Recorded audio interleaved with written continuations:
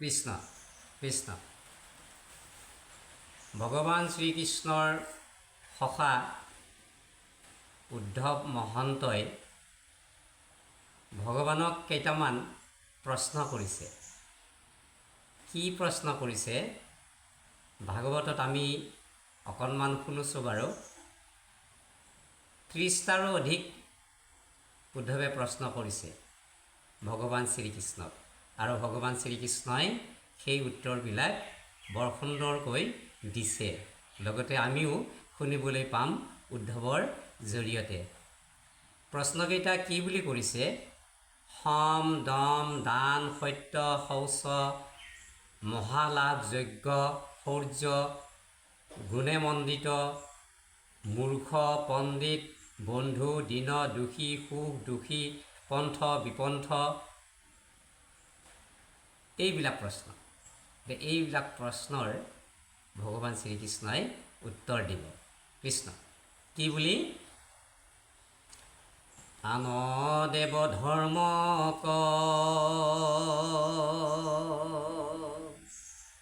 কৰিয়া পৰিহাৰ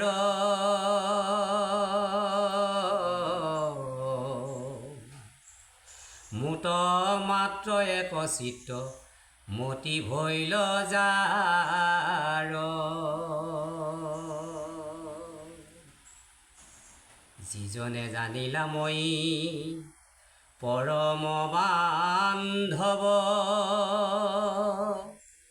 তাৰে নাম সমবে জানিবা উদ্ধৱ।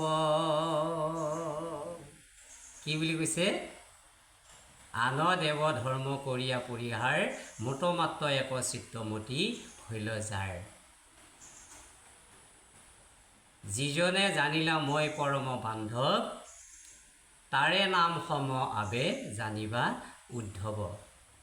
তেনেহ'লে আমি ভাবি আছিলোঁ সম মানে সকলোকে সমানে দেখা, সমানে ভাবিব পৰা, এই কথাটোকেই সম বুলি আমি ভাবি আছিলোঁ।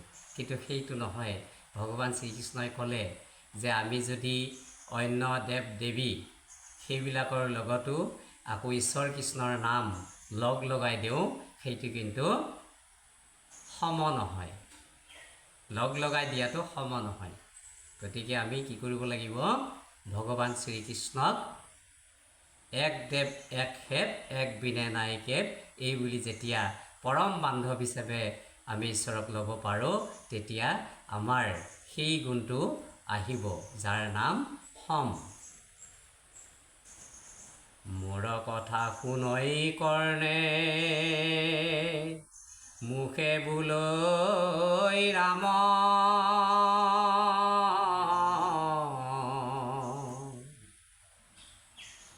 ইটো যিটো হস্ত দুই মোৰে মাত্ৰ কৰৈ কাম।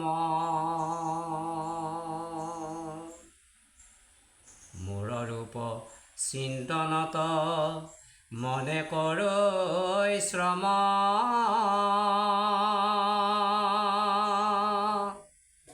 জানা প্ৰাণ সখীয়াবে তাকে বুলি মন। জানা সখীয়াবে তাকে বুলি দম। আমি ভাবি আছিলোঁ মোৰ হাতত এটা চাকৰি আছে, ধন টকা পইচা আছে, ধনী মানি মানুহ, গতিকে মই তোমাক কিনি পেলাম, তোমাক মাৰি পেলাম, এইটোকে আমি দম বুলি ভাবি আছিলোঁ। কিন্তু সেইটো আচলতে দম নহয়। কৃষ্ণই উদ্ধৱক কি বুলি উত্তৰ দিলে? ইয়াতে কৈছে, কি বুলি কৈছে? মোৰ কথা শুনৈ কৰ্ণে মুখে বোলৈ ৰাম, যিটো হস্ত দুই মোৰে মাত্ৰ কৰৈ কাম। এই হাতেৰে আমি ঈশ্বৰৰ কৰ্ম কৰিব লাগিব। ঈশ্বৰৰ অৰ্থে যিবিলাক আমি কৰ্ম কৰোঁ, সেইটোৰ অৰ্থে আমাৰ ইন্দ্ৰিয়বিলাক খটুৱাবলৈ কৈছে। মূৰৰ উপচিন্তনত মনে কৰৈ শ্ৰম, জানা প্ৰাণ সখীয়াবে তাকে বুলি দম। তেনেহ'লে আমি ভগৱান শ্ৰীকৃষ্ণৰ যিটো ৰূপ, সেই ৰূপটো আমি দৰ্শন কৰিলে তেতিয়া আমাৰ দম আহি যাব। কি দম? বোলে আমি যিকোনো কৰ্ম আমি কৰিব নোৱাৰোঁ, কৰিম বুলি কৰিব নোৱাৰোঁ, খাম বুলি খাব নোৱাৰোঁ, যাওঁ বুলি যাব নোৱাৰোঁ, দিওঁ বুলি দিব নোৱাৰোঁ, সমস্তখিনি ভগৱান শ্ৰীকৃষ্ণইহে কৰিব পাৰে। এইটো কথা আমাৰ সিদ্ধান্তত আহিব আৰু তেতিয়াই আমি এই যিটো দম, সেইটো গুণ আমাৰ মনলৈ আহিব। কৃষ্ণ। মত চিত্ত দিয়া যিটো জন মহাশয়,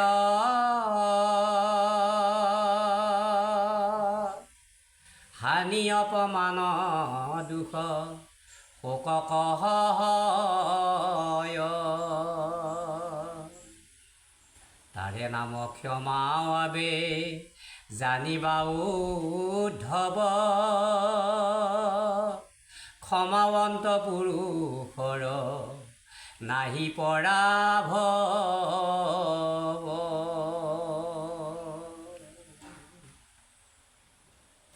এইটো কথা।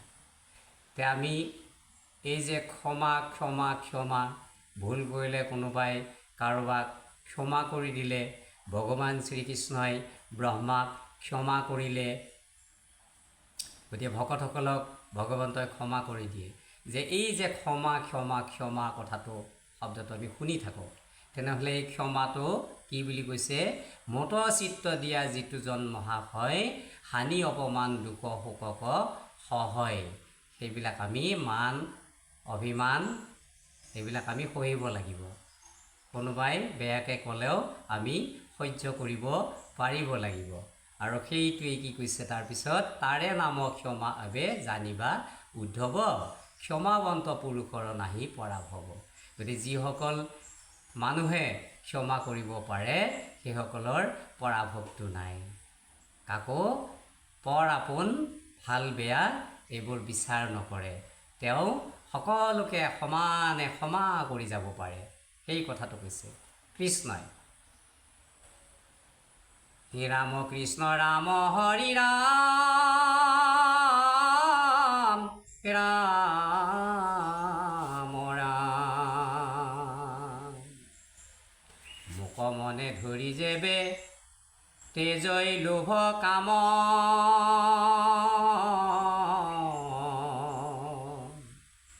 জানিবা উদ্ধৱ বন্ধু ধৈৰ্য তাৰ নাম।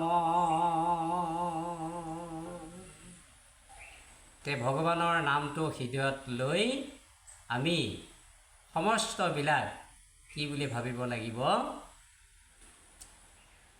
মোক মনে ধৰি যেবে তেজৈ লোভ মোহ কাম। এই যে কাম ক্ৰোধ লোভ মোহ এইবিলাক ৰিপু আছে, সেইবিলাক ঈশ্বৰক হৃদয়ত ধৰি লৈ সমস্তখিনি ঈশ্বৰক গতাই দিব লাগিব। বোলে প্ৰভু এইবিলাক তোমাৰে সম্পত্তি। তেতিয়া কি হ'ব? সেইটো তাৰ নাম হৈছে ধৈৰ্য। গতিকে আমি তেতিয়া এই যে আমি অধৈৰ্য হৈ যাওঁ, ঈশ্বৰক সমস্তখিনি গতাই দিব পাৰিলে আমি ধৈৰ্য ধৰিব পাৰিম। উদ্ধৱৰ জৰিয়তে আমাকো এই কথাখিনি পৰম ব্ৰহ্ম কৃষ্ণই শিকিবলৈ দিছে, এটা সুযোগ দিছে, নহয় জানো? কৃষ্ণ। স্বভাৱ কৈৰি মুত চিত্ত কৈল থিৰ, মায়াক জিনিলে জানা সেহি মহাবীৰ, মোতে চিত্ত দিয়া যিটো তেজীয়া হৈ মায়া,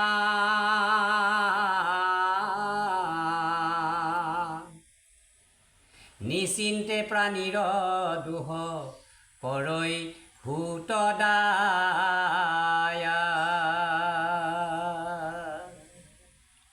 স্বভাৱ চৰিত্ৰবিলাক পৰম ব্ৰহ্ম কৃষ্ণক যেতিয়া আমি দিব পাৰিম, নিজস্ব বোলা বস্তু সমস্তখিনি এৰি দিব পাৰিম, তেতিয়া কি হ'ব?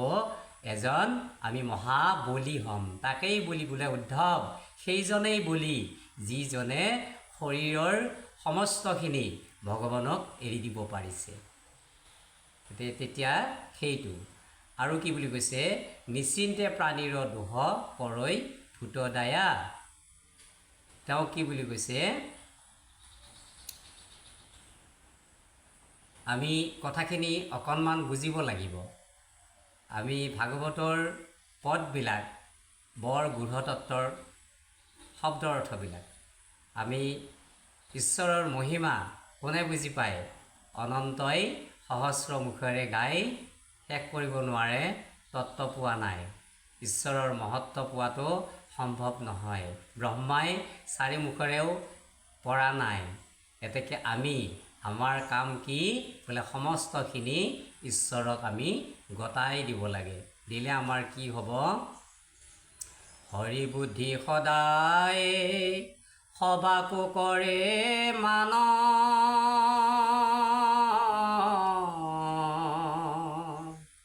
জানিবা উদ্ধৱ তাকে বুলি মহাদান।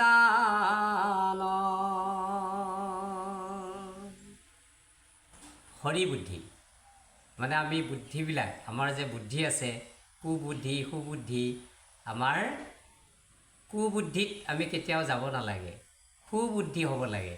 বোলে সমস্তখিনি ঈশ্বৰক গতাই দিব পৰাটোৱেই হৈছে আমাৰ বুদ্ধি।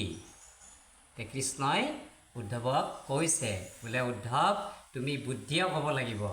তুমি কি বুদ্ধিয়ক হ'ব লাগিব, তুমি যদি সমস্তবিলাক তুমি নিজে ধৰি ৰখা তেনেহ'লে তুমি বুদ্ধিয়ক নহয়। আটাইবিলাক বস্তু মোক তুমি গতাই দিব লাগিব, তেতিয়াহে তুমি বুদ্ধিয়ক হ'বা। সেইটো চতুৰ যিজন কৃষ্ণৰ চৰণত দিয়া মন। গতিকে আমি যিবিলাক চতুৰ হয় সেইবিলাকে ঈশ্বৰ কৃষ্ণৰ চৰণত, অভয় চৰণত মনটো দিয়ে।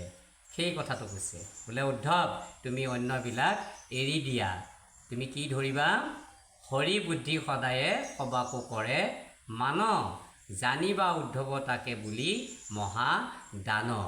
সমস্ত ভূততে ঈশ্বৰ থাকে, এতেকে সেই জীৱবিলাকক আমি কষ্ট দিব নালাগে উদ্ধৱ, সেইটোৱেই হৈছে মহাদান। মোতে চিত্ত দিয়া তেজী ভোগয় অভিলাষ,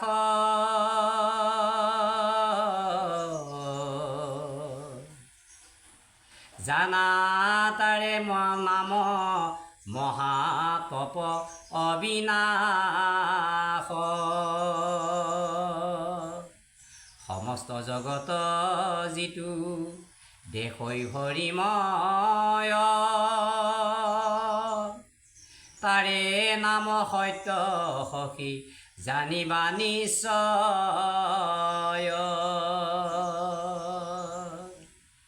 মোতে চিত্ত দিয়া তেজী ভোগ অভিলাষ, জানা তাৰে নাম মহাতপ অবিনাশ। মানে বিনাশ নাই বুলি কৈছে, ভগৱানতে সমস্ত চিত্তটো দিব লাগিব, দি সমস্তখিনি গতাই দিব লাগিব।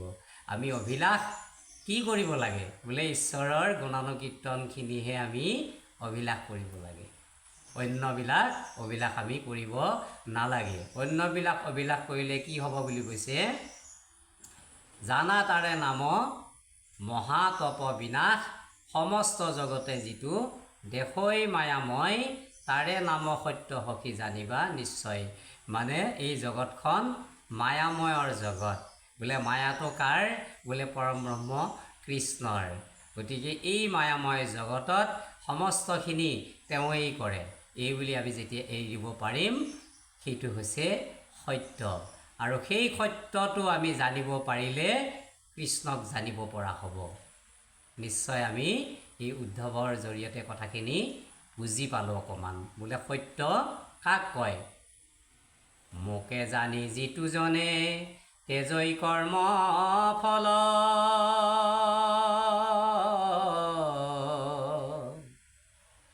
তাকে সে বুলিয় শৌচ জানা মহাবল।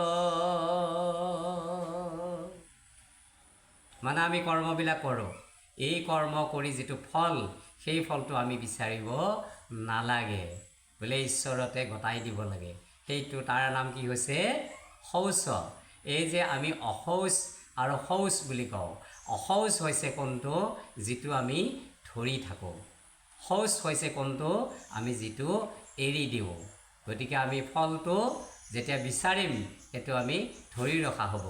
আৰু যেতিয়া ফলটো আমি ঈশ্বৰত গতাই দিম, বোলে কৰ্ম কৰিলোঁ, সমস্তখিনি তোমাৰ হকে কৰিলোঁ, এৰি যেতিয়া দিম তেতিয়া তাৰ ফল, তেতিয়া ঈশ্বৰে যি কৰিব লাগে তাকেই কৰিব। সেইটোৱেই কৈছে শৌচ। উদ্ধৱে যে সুধিছিলে সম দম শৌচ ক্ষমা দয়া এইবিলাক যে প্ৰশ্ন সুধিছিলে, কৃষ্ণই উত্তৰ দি আছে আৰু আমিও আজি উত্তৰবিলাক শুনিলোঁ। তাৰপিছত কি বুলি কৈছে? ঈশ্বৰ জ্ঞানক যিটো দেই উপদেশ, তাকে সে দক্ষিণা বুলি নাহিকে সন্দেহ। আমি দক্ষিণা কি বুলি ভাবিছিলোঁ? নানান বস্তুবিলাক ভকতসকলক মাতি আনি, ব্ৰাহ্মণক মাতি আনি আমি যেতিয়া দক্ষিণা দিওঁ, ধন সম্পত্তি ঐশ্বৰ্য বিভূতি এইবিলাকে আমি দান বুলি ভাবি আছিলোঁ, বা কি বুলি ভাবি আছিলোঁ? দক্ষিণা বুলি ভাবি আছিলোঁ। এতিয়া সেইবোৰ নহয়। ঈশ্বৰক, ঈশ্বৰ জ্ঞান যিটো দেহ দিব পাৰে উপদেশ, যিসকলে ঈশ্বৰৰ বিভূতিবিলাক, ঈশ্বৰৰ গুণানুকীৰ্তনবিলাক আনক উপদেশ দিব পাৰিব, সেইটোৱে হৈছে মহাদান, বা সেইটোৱে হৈছে কি? দক্ষিণা। দান আৰু দক্ষিণা অকণমান সুকীয়া বাৰু। জীৱবিলাকক মৰম কৰিব পৰাটো হৈছে দান, আৰু সমস্ত জীৱকেই নিঃসন্দেহে যদি ভগৱন্তক বুলি ভাবিব পাৰোঁ, আৰু সেইটোৱেই হৈছে আচল গূঢ়তত্ত্ব অৰ্থ। এতিয়া সমস্তবিলাকেই হ'ল ঈশ্বৰ। আমি ঈশ্বৰক সমস্তবিলাক তেওঁৱেই হয় বুলি ভাবিব পাৰিব লাগিব। সমস্ত কৰ্মৰ ফল তেওঁৱেই হয় বুলি আমি ভাবিব লাগিব। মতে চিত্ত দিয়া যিটো কৰৈ কৰ্ম ধৰ্ম,